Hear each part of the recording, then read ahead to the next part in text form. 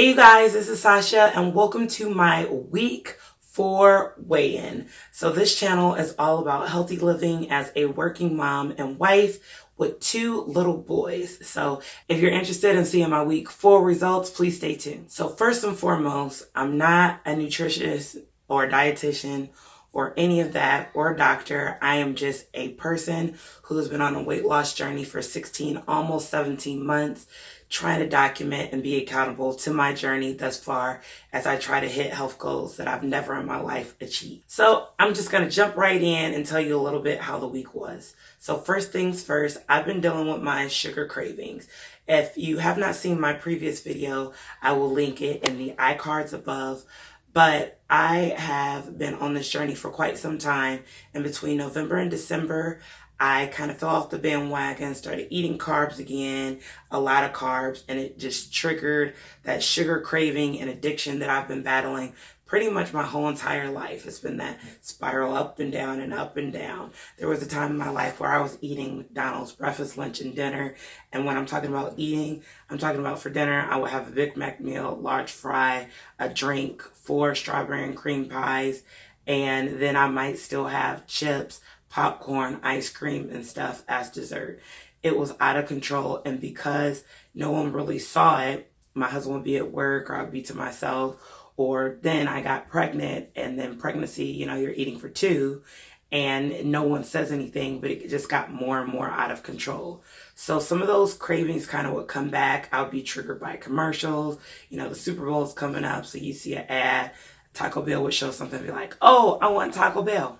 So the sugar cravings at time were an issue. So I decided to do some dry fasting in there, which just means I didn't consume water or food to try to help tone down the sugar cravings and allow my body just to readjust and reset.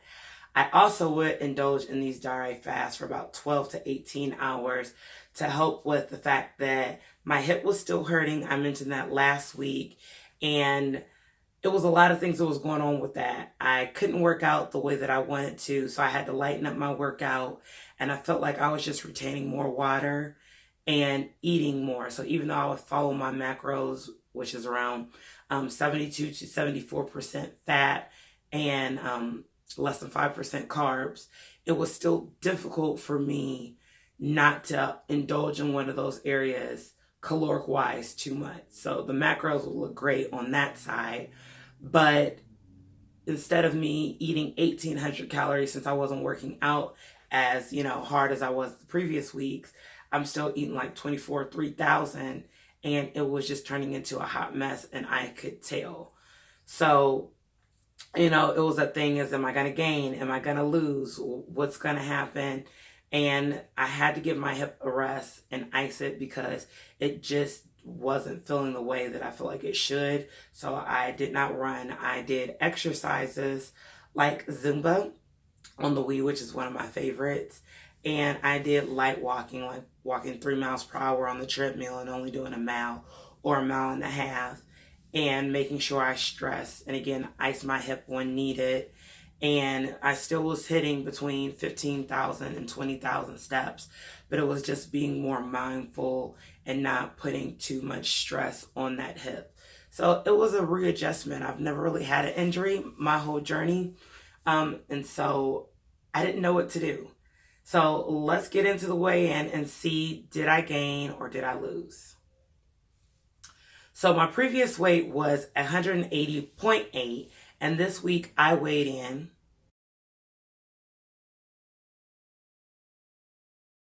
at 181 pounds even. So I am up 0.2 of a pound. Considering all the readjusting and even the injury just took a psychological toll on me. It got in my head and started making me feel like maybe this is it. Maybe I started this journey on YouTube being accountable too late. I should have started at the beginning. You can't hit those goals you want to. I was just going negative. But then I had to remember that we're human. We're going to have weeks where we lose, and then we're going to have weeks where we gain. But I gained in other areas. I realized that I need to adjust. So this coming week, I want to spend more time looking at my macros, trying to keep my caloric count between 18 and 2,200. looking at my workout, trying to increase that range of motion since my hip is feeling better. Some things that I'm noticing is needing to detox. So yesterday I started doing my apple cider vinegar rinse. So I do 1 tablespoon of apple cider vinegar, 2 tablespoons of lemon juice, and 8 to 9 ounces of water. And I just stir that. I like mine cold, and I've been drinking it twice a day. Once in the morning before I go to work, and in the evening about an hour to an hour and a half before I go to bed.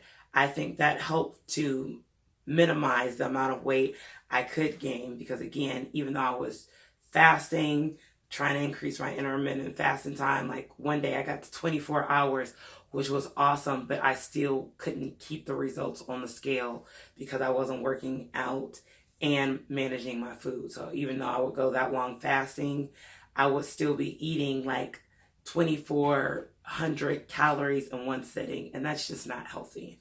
So I'm learning, y'all. I'm learning. If you have questions down below or comments or anything you want me to address in the next video, let me know. I've been working on my transformation from when I started and my background. I'm really excited about that. It's kind of a baby of mine because I've been documenting for myself. And I was like, will I ever post it? Will I not? Because it's kind of vulnerable when you put yourself out there and people can see your flaws. Because sometimes people are really judgmental. People feel like you need to be huge to lose weight, or people feel like you're at a good weight despite how you personally feel. It's just a whole bunch of stuff that can go on. They can be really discouraging if you don't have the right mind frame. So I'm just working on being more transparent and definitely documenting. So if you like what you see, please stick around for the next video next Friday. Greatly appreciate it if you like, thumbs this up, share it, subscribe, and I will see you in the next video. And as always, be blessed.